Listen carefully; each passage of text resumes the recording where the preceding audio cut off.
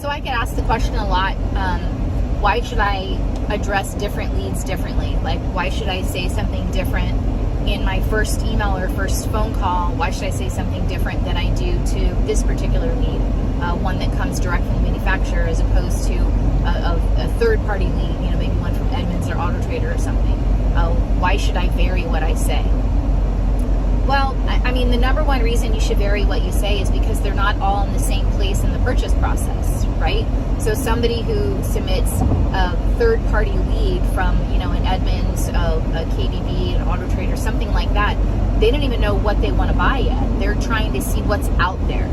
So you'll get some people who are loyal to one OEM or another and will actually go directly to the manufacturer's site and start looking around, particularly someone who's at the end of a lease or someone who is, that's their brand per se. But majority of people, they'll go to a third-party site because that's the most, in their eyes, that's the most level playing field. Like, I can see all the brands and models here, and I can see, I know what features I need in my new car, so I can see all the the models and features. I can do side-by-side comparisons, things like that. So someone who's submitting a lead from that third-party site, they're not going to close as quickly. So I don't like to use the term, they don't close, the close rate sucks or the leads suck, or I don't like to use all that because technically that's not it. It's more that customer's just not ready to purchase yet. They haven't gotten to the middle, I guess the mid-funnel section of where they are in their buying journey. That's probably the easiest way to put it. In the sales funnel, they haven't gotten there yet because they really haven't picked a vehicle. They know that they have to, for instance, I'll use the last time I shopped for a car. I wanted ventilated seats because I live in southern Arizona. I wanted ventilated seats and I wanted a really nice premium sound system. And those were pretty much my deal breakers. Anything else, it was a negotiable. And of course I had my budget in mind that I wanted to stay in. So when I started shopping for this vehicle, I was being presented with options, different vehicles, not brand specific, but different vehicles that I wanted to look at. So trying to narrow down, okay, this particular brand, this model actually meets my needs for these two options that are my deal breakers. Plus, look at the other things I get. Okay, well, this is one I'm going to put in my consideration set. And then I'm probably going to pick at least 2 or 3 at the most, maybe more, but on average 2 or 3 that are in my consideration set. And then I'm going to go look and see what I like about this one, what I don't like about that one, and eliminate it down to probably 2. And then at that point is typically when most customers reach out to a dealership and they want to test drive, right? They want to kind of see, all right, well, how does this handle? How do the seats feel? Is there a funky smell inside? Stuff like that. And then you move forward from there. Well, what also tends to happen during the course of this is that people submit additional leads. So in too often as salespeople, we get caught up in the, oh, I'm already talking to them. They already submitted a lead. I don't need to talk to them again. So yes, you do. You haven't said anything of value to them, or else they would not be back online shopping and submitting more leads. So what you really have to go back and look at is, what did I say to them already that I can supplement now going forward and stop them from shopping and get them to come into my store? So we actually have an outside chance at selling a car to them from our stock. So that kind of conversation of, these leads are third-party leads are all garbage. I disagree. I think it's someone who's not quite as far along as someone who, say, calls the store, or someone who submits a lead on your website.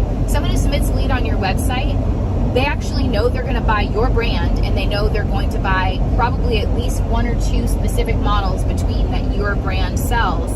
That's what they're going to buy. So that's why they've reached out to a specific brand. This one either has a good reputation, or I found out from my friend on Facebook that she bought a car that she had a great experience, whatever it may be, however they got to your store. That's why they close at a quicker rate, not a better rate, I'm going to say, but a quicker rate. But also someone who submits more than one lead, they're reaching that zero moment of truth faster. So I know if someone submitted a lead through a third-party source, let's say KBB, last month, and then this month they're submitting a lead through my website, I probably have at least anywhere from 72 hours to 2 weeks before they're actually going to make a buying decision. So that's a long span. I get it. I know. But what we have to bring to the table between those times is we actually have to have constructive conversations with them, adding value to why they should buy from us. So let's say someone is looking at, I don't know, for instance, a smaller SUV and then a car, and they're comparing those two to see which one meets their needs best. Fantastic. So I know I have to have, as a salesperson, I have to have the conversation that here's the benefits of the SUV, and here's the benefits and features of the SUV, and benefits and features of the car. Now let's weigh those together, and let's figure out what works best for your particular situation. We really, we have to think of the life cycle of the customer, not just in terms of lead submission, car purchase, after car call, and then that's our only contact with them. We need to move beyond that into a life cycle kind of customer experience. And I think that's one thing that I don't see enough stores doing. Like the Highline stores have this down pat. Like if you're at a BMW or Mercedes store or Audi, Porsche, I mean, they teach you this from day one. These are lifetime customers.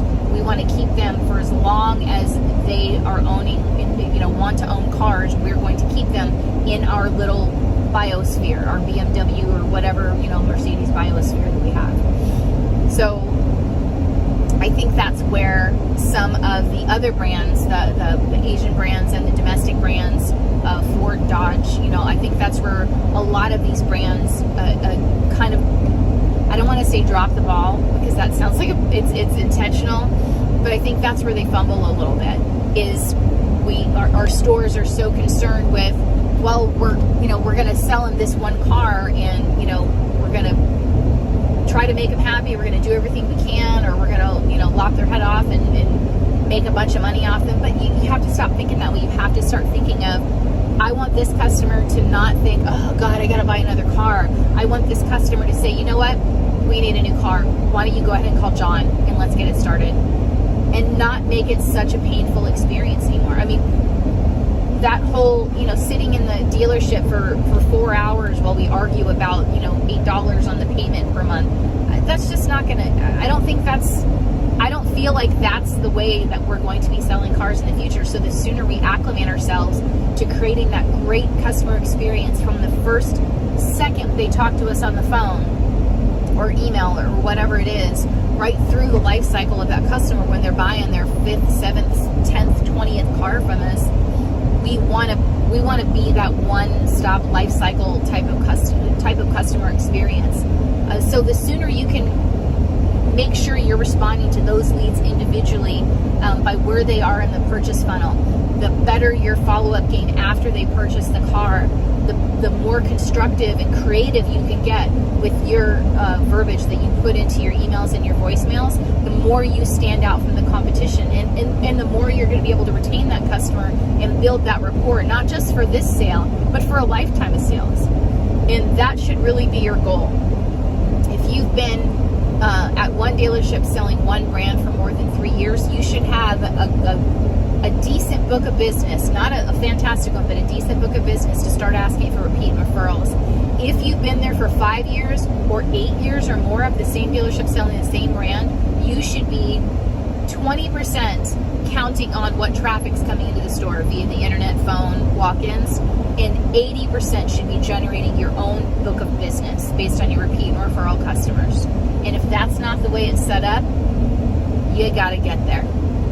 You're welcome to reach out to me. I can shoot ideas to you and let you know how different ideas for what to say on day 1, day 20, day 40. Maybe I'll do that next time. Thanks for watching. Happy selling.